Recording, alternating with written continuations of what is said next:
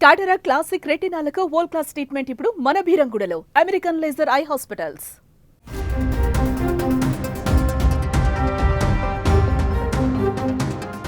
Vande Bharat train దేశంలోనే ప్రతిష్టాత్మకంగా launch అయినటువంటి ఈ రైలు ఇప్పటికే అన్ని ప్రాంతాలలో కొనసాగుతుంది. అయితే తాజాగా ఒక కుక్క ఢీకొనడం కారణంగా వందే భారత్ రైలు ఆగిపోయినటువంటి ఘటన ఒక్కసారిగా వైరల్గా మారింది.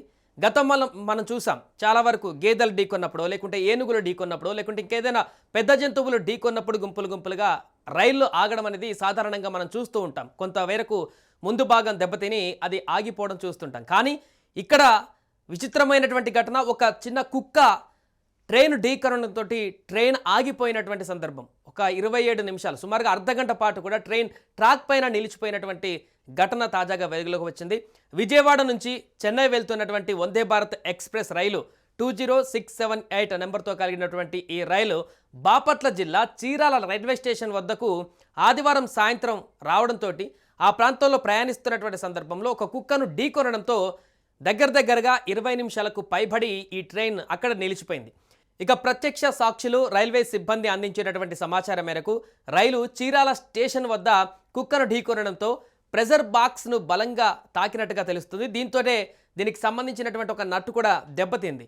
దీంతో రైలు కొంత ముందుకు వెళ్ళి రైల్వే గేట్ దాటి నిలిచిపోయింది. అనంతరం చెన్నైలోని నిపుణుల సలహా మేరకు రైల్వే సిబ్బంది వెంటనే మరమ్మతులు చేయడంతో రైలు ముందుకు కదిలింది.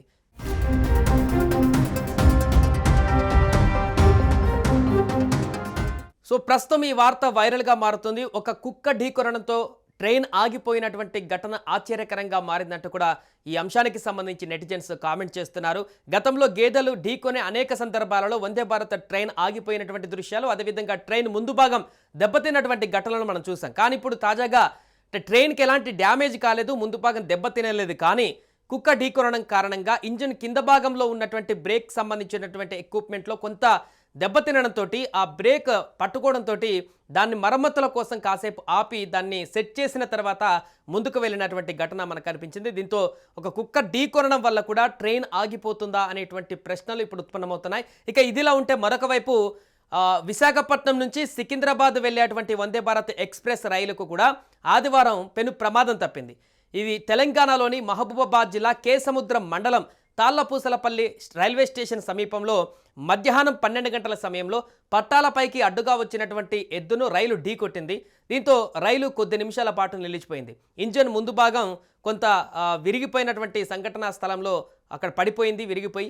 విషయం తెలుసుకున్నటువంటి సిబ్బంది వెంటనే ఘటనా స్థలానికి చేరుకున్నారు. మృతి చెందినటువంటి ఎద్దును పట్టాల మీద నుంచి తొలగించి ఆ రైలును పంపించేశారు. ప్రమాదం తప్పడంతో అక్కడ ఉన్నటువంటి ప్రయాణికులందరూ కూడా ఊపిరి పీల్చుకున్నారు. ఈ ప్రమాదంలో ట్రైన్ కానీ ఆలస్యం కానీ ఎలాంటిది జరగలేదు. బట్ అక్కడ ట్రాక్ మీద ఎద్దు పడిపోయి ఉండడంతో దాన్ని క్లియర్ చేసేంతసేపు, అదేవిధంగా ట్రైన్ని కాసేపు అబ్జర్వ్ చేసి వెంటనే ముందుకు తరలించినటువంటి సందర్భం ఉంది. కానీ ఇక్కడ ఎలాంటి ట్రైన్కి అంతరాయం కలిగినటువంటి విషయం కనపడలేదు. దీంతో అక్కడ ప్రయాణికులందరూ కూడా కొంత ఫస్ట్ భయపడ్డా కూడా తర్వాత వీరంతా కూడా ఈ యొక్క వార్త తెలిసిన తర్వాత, అంటే అంత క్లియర్గానే ఉంది అని చెప్పేసి టెక్నికల్ టీం వచ్చి ముందుకు పంపించిన తర్వాత ఊపిరి పీల్చుకున్నారు. ఇక మరోవైపు విజయవాడ చెన్నై వందే భారత్ ఎక్స్ప్రెస్ రైలు ప్రధానమంత్రి నరేంద్ర మోదీ చేతుల మీదుగా ప్రారంభమైంది. 6 రోజుల పాటు వారంలో ఈ యొక్క రైలు నడుస్తుంది. మంగళవారం మాత్రమే అందుబాటులో ఉండదు. విజయవాడ చెన్నై వందే భారత్ ఎక్స్ప్రెస్ రైలు విజయవాడ నుండి 6 గంటల 40 నిమిషాలలోనే చెన్నైకు చేరుకుంటుంది. ఇక విజయవాడలో మధ్యాహ్నం 3 గంటల 20 నిమిషాలకు బయలుదేరి అదే రోజు రాత్రి 10 గంటలకు చెన్నైకి చేరుకుంటుంది. విజయవాడ చెన్నై వందే భారత్ ఎక్స్ప్రెస్ రైలు తెనాలి, ఒంగోలు, నెల్లూరు, రేణిగుంట రైల్వే స్టేషన్లో ఆగుతుంది. ఇక చెన్నై నుంచి ఉదయం 5 గంటల 30 నిమిషాలకు బయలుదేరితే మధ్యాహ్నం 12 గంటల 10 నిమిషాలకు విజయవాడ రైల్వే స్టేషన్కు చేరుకుంటుంది.